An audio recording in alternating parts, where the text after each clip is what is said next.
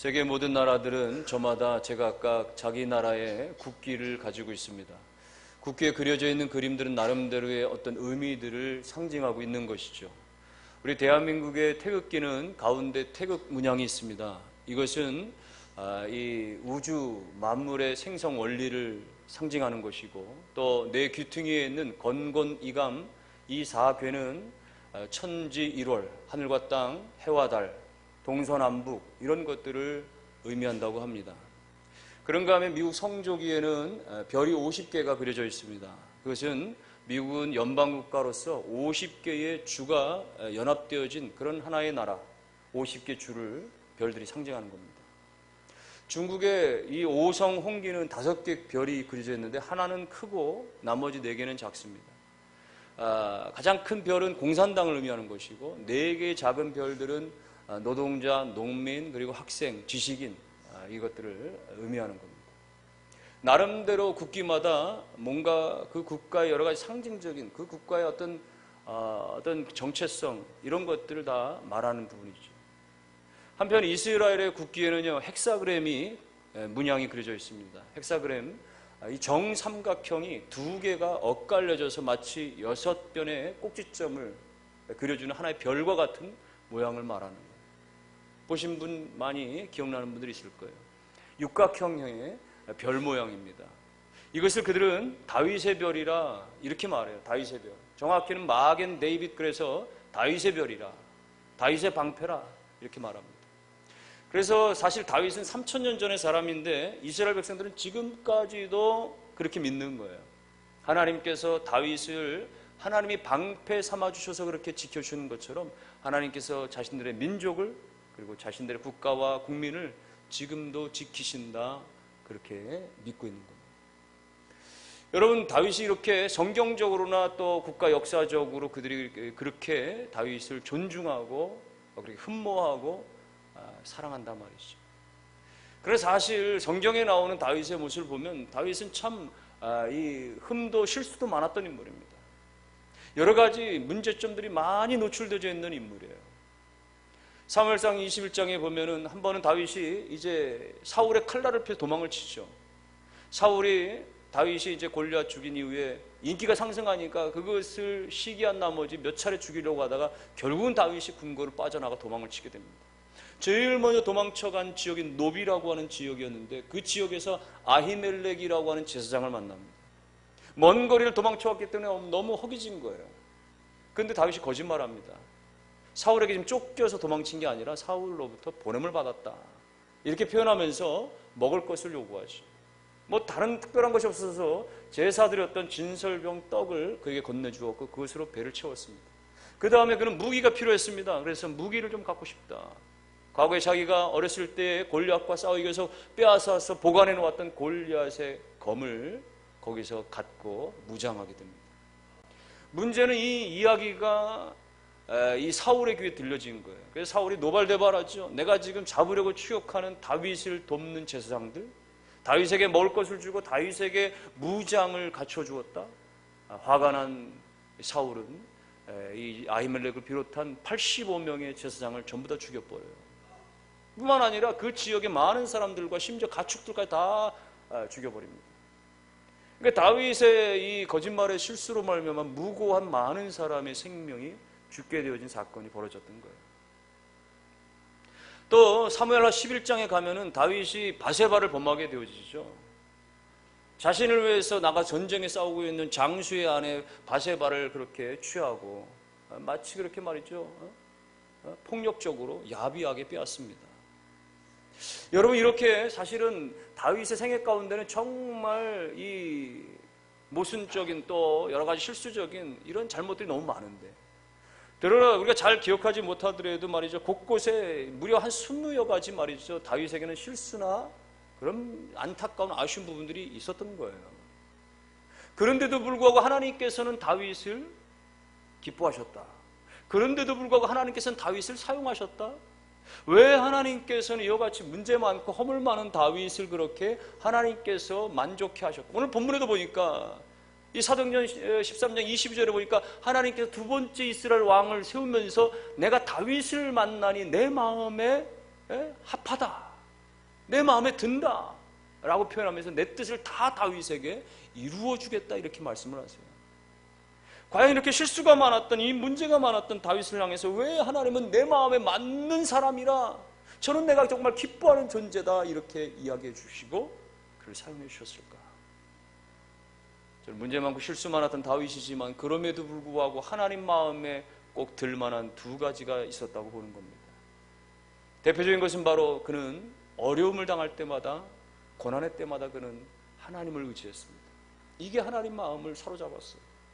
사실 다윗의 생애는 정말 너무너무 파란만장한 생입니다.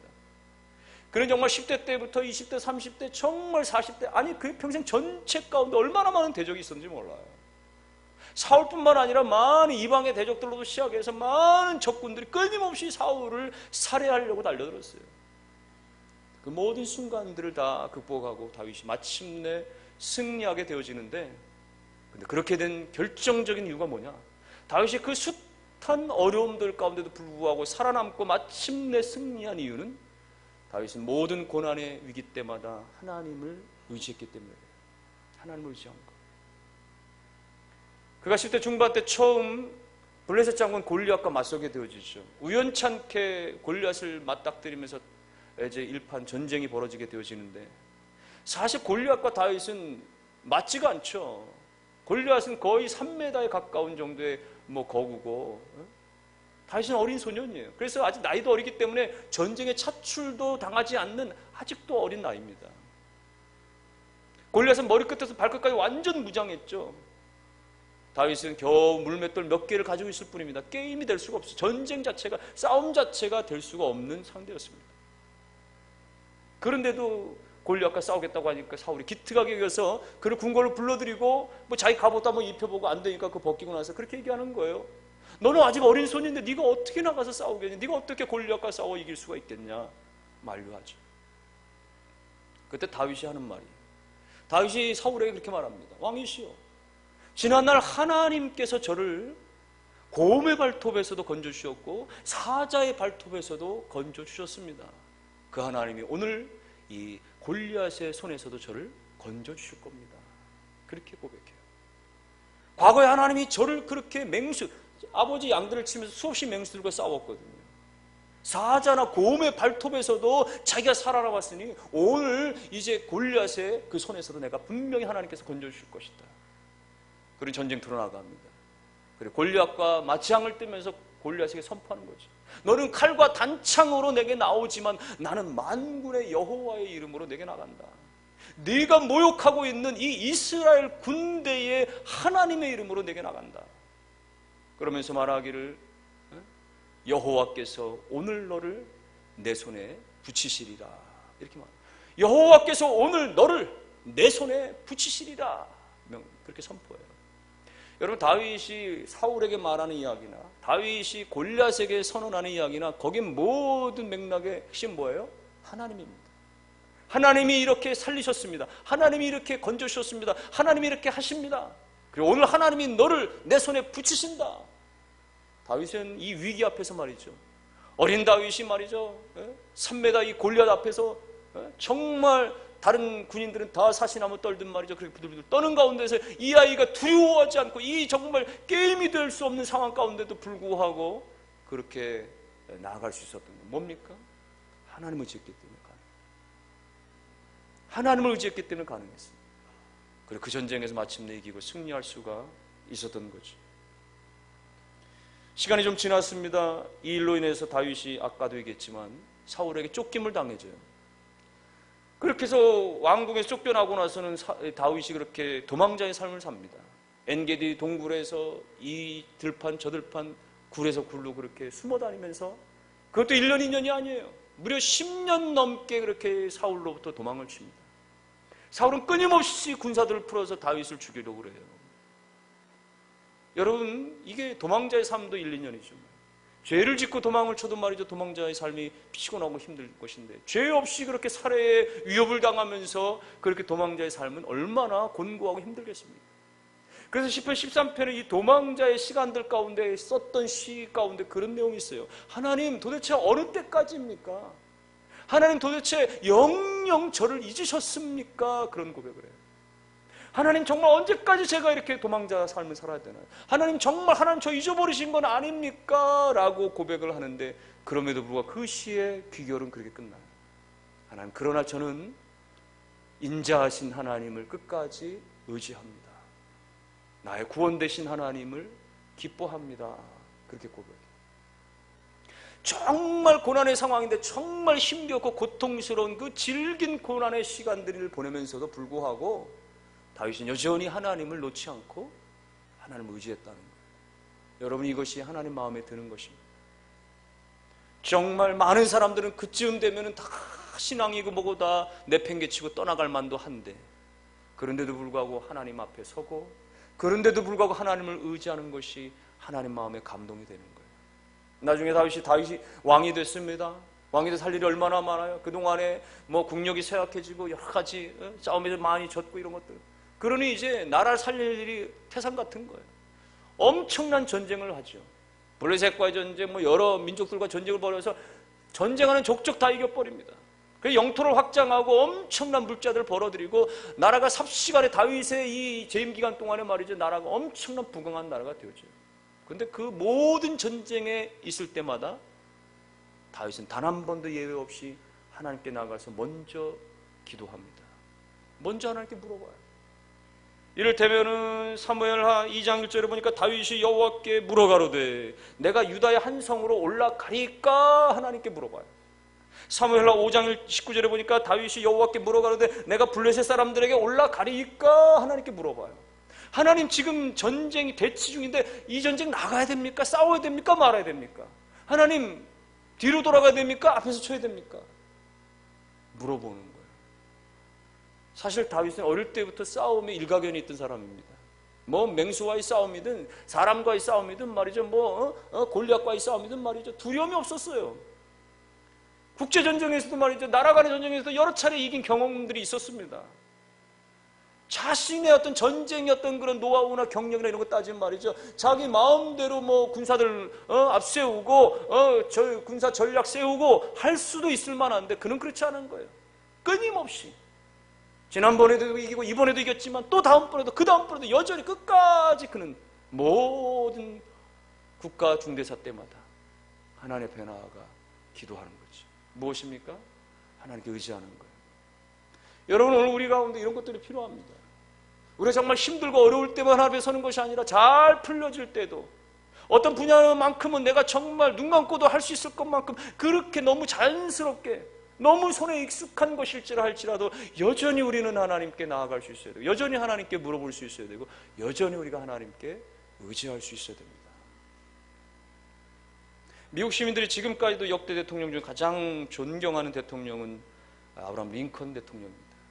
링컨이 대통령에 당선되고 나서 이제 백악관에 집무하기 위해서 고향을 떠나서 워싱턴으로 가기 위해서 말이죠. 고향을 떠나갈 때 수많은 천여 명의 시민들이 기차역에 모여가지고 이제 고별 환송을 하는 것이죠. 그때 일장의 연설을 링컨이 하면서 그 중에 한마디는 그거였어요. 여러분 저는 지금까지 하나님의 도우심으로 말미암아 승리할 수 있었습니다. 하나님의 도우심이 없다면 저는 결코 승리할 수 없습니다. 실패할 수밖에 없습니다. 저는 끝까지 하나님을 의지합니다. 여러분 노예 해방하고 그리고 남북전쟁을 승리로 이끌고 그 숱한 어려움 가운데 그렇게 지도력을 발휘할 수 있었던 링컨은 어쩌면 끊임없이 어려울 때마다 그 기도의 막사에 들어가서 그렇게 간절히 기도했던 하나님을 의지했던 그 하나님을 붙잡았던 것이 있었기 때문에 가능할 수 있었던 것입니다. 오늘 하나님께서 저와 여러분들 가운데 우리 자녀들 가운데 그와 같은 것을 원하시는 것입니다. 우리가 아무리 인기가 좋고 우리가 아무리 뭔가 잘한다고 할지라도 그러나 여전히 모든 것의 주권은 하나님께 있다고 하는 것, 모든 것의 그 섭리는 하나님께 있다고 해서 온전히 믿으면서 우리가 전적으로 하나님을 의지하는 것. 오늘 우리가 우리 자녀들 세대 끊임없이 하나님을 의지할 수 있는, 하나님을 붙들 수 있는, 하나님께 물어볼 수 있는 기도의 사람들 다 될 수 있기를 주님의 이름으로 축원합니다. 다윗이 하나님의 마음에 정말 실수도 많고 문제도 많았음에도 불구하고 하나님의 마음에 그렇게 속 들었던 것 한 가지는요, 다윗이 하나님의 마음을 품고 살았기 때문에 그랬다는 거예요. 이게 무슨 말일까요? 다윗이 하나님의 마음을 품었다. 다윗이 하나님의 마음을 깨닫고 알았다는 거예요. 먼저는 다윗이 하나님께서 자기를 어떻게 사랑하시는지에 대해서 너무 깊이 깨달았어요. 하나님이 자기를 어떻게 그렇게 바라보시는지에 너무 잘 깨달았습니다. 그래서 그것을 분명히 깨닫고 다윗의 시편 가운데 여러 군데에서 하나님에 대한 그 찬양과 고백이 담겨져 있죠. 그 가운데 예를 들면 시편 8편 4절에 보니까 그렇게 고백합니다. 사람이 무엇이간데 주께서 저를 생각하시며 인자가 무엇이간데 주께서 저를 권고하시나이까. 하나님 찬양해요. 비슷하게 시편 114편 3절에 보니까 여호와여 사람이 무엇이간데 저를 알아주시며 인생이 무엇이간데 저를 생각하시나이까. 이렇게 사람이 무엇이간데 인자가 무엇이간데 자기를 빗대어서 그렇게 말해요. 여러분, 사람이 무엇이, 여기서 말하는 사람은요, 히브리어는 히노시라고 해가지고 말이죠. 이것은 깨지기 쉬운 존재를 말하는 거예요. 아주 연약하고 볼품없는, 그야말로 정말 쉽게 부서질 만한 존재를 말하는 거예요. 사람이 무엇이간데 이렇게 표현하죠. 사람은 히브리어로 아담이라고 하는 단어입니다. 아담이라고 하는 것은 흙으로 만들었다라고 하는 의미를 담고 있는 뜻이에요. 흙이라는 건 무엇입니까? 천지에 널려있는 아무것도 아닌 정말 볼품없는 가치 없는 것을 말하는 겁니다. 그러니까 지금 다윗이 고백하는 건 뭐예요? 인생이 무엇인데, 인자가 무엇인데, 사람이 무엇인데, 이것은 자기를 지치면서 하나님, 저는 정말 진흙 것 같고, 저는 정말 질그릇 것 같고, 정말 저는 깨지기 쉬운 존재고, 정말 저는 보잘것없고, 정말 약하디 약한 존재인데 하나님이 저를 알아주시고, 하나님이 저를 생각해 주시고, 하나님이 저를 권고해 주십니까? 그렇게 고백하며 찬양을 드립니다. 여러분, 이것이 다윗이 하나님의 마음을 깨닫는 겁니다. 하나님 자기를 어떻게 바라보시는지, 어떻게 생각하시는지를 깨닫는 겁니다. 우리가 신앙생활하면서 이 단계를 들어가야 돼요. 하나님이 나에 대해서 어떻게 생각하시는가를 아는 것. 적어도 하나님께서 나를 사랑하신다라고 하는 사실을 깨닫는 거, 이거 필요한 거예요. 우리가 뭔가 흥황하고 뭔가 잘 되고 뭔가 응답이 잘 되어질 때뿐만 아니라 그렇지 않은 때도, 반대의 경우에도 여전히 아내가 지금 실패했음에도 불구하고 지금 내가 뭔가 좀 잘 꼬이고 문제가 잘 안 풀리고 그런 가운데서도 여전히 하나님은 나를 주목하고 계신다, 하나님 나를 사랑하고 계신다, 이 사실을 깨닫는 게 중요해요. 우리가 신앙생활하면서 하나님이 나를 얼마나 사랑하시는지에 대해서 우리가 느껴보지 못하고 깨달아보지 못한다면 그것만큼 불행한 것이 없습니다. 하나님 정말 나를 사랑하시고 하나님 정말 나를 그렇게 존중히 여기시는 거예요. 여러분, 날마다 깨닫고 날마다 느끼시는 우리가 되기를 주님의 이름으로 축원합니다. 며칠 전에 제 아들 예승이가 밤중에 제가 잠들기 전에 저에게 와가지고 친구들하고 에버랜드 캐리비안 베이 물놀이를 가기로 했다는 거예요. 그 말을 할 때 내가 얼굴을 쳐다보니까 얘가 얼굴이 조금 사가 보이더라고. 보니까 최근에 아르바이트를 밤늦게까지 뭐 한 달 넘게 이렇게 하면서 체력도 많이 떨어졌고 또 밤새 선풍기를 쐬고 그러니까 목감기 걸린 상태고 눈빛도 좀 안 좋아 보여요. 그래서 야, 너 지금 상태가 안 좋다. 안 되겠다. 가지 마라. 안 되겠다. 가야 되겠다. 가지 마. 이미 친구들하고 약속했고 뭐 티켓팅도 했고 가야 되겠다. 그래서 내가 가지 마라. 그리고 저는 제 방에 들어가서 잠을 잤어요. 다음날 새벽 기도를 갔다 왔더니 벌써 가버렸습니다. 아마 아침에 일어나서 상태가 좋았는지 아니면 뭐 중간에 엄마하고 뭐 다시 무슨 제 약속을 했는지 어쨌거나 갔는데 그걸 보니까 전 저 딴에 좀 부글부글 끓더라고요. 얘가 이놈 새끼가 말이죠. 내가 가지 말라고 했는데 갔다 이거죠. 그래서 괘씸한 마음이 들더라고요. 그러나 좀 시간이 지나면서 제 마음속에 또 그런 생각이 들더라고요. 내가 가지 말라고 했는데도 불구하고 어기고 갔을 때 걔 마음은 어떨까? 걔도 마음이 많이 무겁겠다 이런 생각이 드는 거예요. 뭐 허락을 안 받고 갔으니까 놀러 가면서도 마음이 무겁거나 제대로 잘 못 놀 수도 있겠다 이런 생각이 들어서 제가 문자를 보냈습니다. 잘 놀다 와라. 그러면서 에버랜드 입구에 의무실이 있는 것 같으니까 안 좋으면 거기 좀 참고해라 이렇게 보냈어요. 그때 뭐 평소 같으면 뭐 이렇게 바로바로 문자 안 하는 애가 바로 문자를 답을 보내왔어요. 컨디션 너무 좋고요. 잘 놀다 가겠습니다.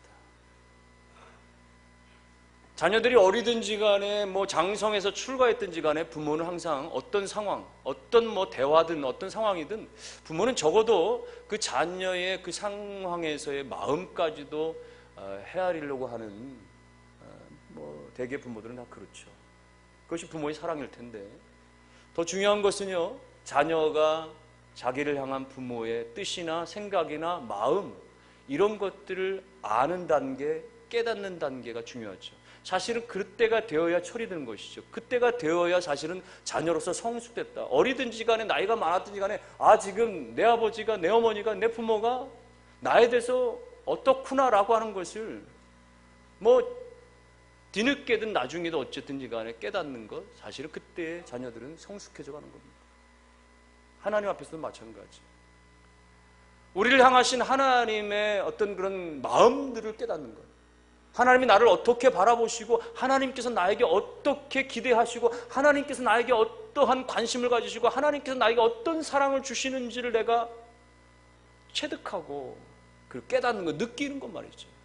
하나님과 나와는 교회를 나가는 순간, 이 예배당을 빠져나가는 순간 전혀 상관없는 것이 아니라 생활 속에서도, 가정 속에서도, 어디서든지 하나님이 나를 정말 지켜보신다라든가 하나님이 정말 나를 붙잡고 계신다라든가 이런 것들을 깨닫고 느낄 수 있는 것 말이죠. 여러분, 그때 우리는 하나님의 마음을 가질 수 있게 되어집니다. 다윗이 그랬던 겁니다. 인자가 무엇이간데, 사람이 무엇이간데 하나님께서 저를 이렇게 귀하게 여기십니까? 하나님께서 저를 알아주십니까? 자기를 향하신 하나님의 마음을 깨달았어요. 그러니까 다윗의 마음 가운데 하나님의 마음이 품어지게 되더라 이거예요. 하나님이 자기를 향하신 마음을 깨닫게 되니까 그 하나님의 마음을 자기도 품고 살아가게 된 거예요. 그래서 여러분, 엔게디 동굴에서 숨어 지내는 때에 한 번은 사울이 군사들을 쳐들고 왔죠. 다윗을 잡고 쳐들어왔어요. 밤이 으슥해지면서 이제 사울의 군대가 이제 잠을 청하며 막사를 짓고 잠을 청하고 한 굴에서 사울이 그렇게 잠들었을 때 다윗의 부하들이 얘기하는 거예요. 다윗이요, 찬스입니다. 이건 어쩌면 하나님이 주신 좋은 기회인지 모릅니다. 지금 당장 사울을 처단하고 왕이 오르십시오. 여러분, 다윗이 인간적으로 충분히 그럴 수 있었어요. 지난 10년 동안 그렇게 정말 속말로 말이죠, 속된 말로 개고생하는 이유가 뭡니까? 이렇게 들판에서 노숙자의 삶을 사는 이유가 뭡니까? 사울 때문입니다. 사울 때문에 이렇게 10년을 하루같이 도망자의 삶을 사는 거예요. 지금 당장 사울을 처단하고 왕이 올라도 하등의 문제가 없어요. 이미 다윗은 사무엘에게 기름 부음 받았어요. 자격이 있습니다. 지금 당장 그렇게 한다면 출세 가도 달리는 거예요. 그런데 그 인간적인 마음을 다윗은 앞세우지 않습니다. 거기서 하나님의 마음을 앞세우는 거예요. 하나님의 마음은 무엇입니까? 다윗이 기름 부어진 그 왕에 대해서 그렇게 임의로 해야 하는 것을 원치 않은 것이 하나님 마음이죠. 그러니까 다윗은 그 상황 가운데서 인간의 마음대로 그것을 행사해버리는 것이 아니라 거기서 하나님의 마음을 앞세워서 하나님의 마음을 따라서 순종한 것이죠. 그래서 옷자락만 살짝 베어놓고 그를 살려 돌려보낸 것입니다. 하나님께 맡긴 것이죠. 여러분, 오늘 우리가 하나님의 마음을 깨닫게 되어지면, 나를 향하신 하나님의 마음을 온전히 깨닫게 되어지면 그 마음을 품을 수가 있게 되어지는 거예요. 하나님의 마음을 품고 우리가 그렇게 살게 되어지는 거예요. 어떤 상황이 펼쳐지든 그 상황 가운데 내 마음이 앞서가지 않고 하나님의 마음을 따라서 순종할 수 있게 되어지는 거예요. 나중에 다윗이 왕이 되어졌을 때 한 번의 실수가 있었죠. 바세바를 취한 일입니다. 바세바를 취하고 그 바세바의 아내 우리아를 전쟁터 맨 최전방에 보내어가지고 거기서 전사하게 만들었어요. 그리고 바세바를 자기 아내로 궁으로 불러들였습니다. 여러분, 이것에 대해서 하나님이 아시죠? 나단 선지자를 보냈습니다. 그리고 나단 선지자를 통해서 하나님 말씀을 다윗에게 전했어요. 사무엘하 12장 10절에 보니까 그렇게 말합니다. 이제 네가 나를 업신여기고 햇사람 우리아의 철을 빼앗아 네 철을 삼았은즉, 하나님 말씀입니다. 이제 네가 나를 업신여기는구나, 하나님의 마음이었어요. 다윗이 이 말씀 앞에서 고꾸라졌습니다. 하나님이 지금 다윗을 향해서 다윗, 네가 나를 이제는 무시하는구나, 다윗, 네가 이제는 나를 업신여기는구나, 나를 짓밟는구나 라고 하는 하나님의 마음이 깨달아지니까 다윗이 견딜 수가 없었던 거예요. 내가 뭐라고 하나님을 지금 무시해서 하나님이 내가 하나님을 짓밟는 것처럼 그렇게 하나님이 그렇게 생각하셔서 하나님이 그렇게 애석해 하시고 하나님이 그렇게 섭섭해 하시도록 내가 만들 수 있겠느냐 말이죠.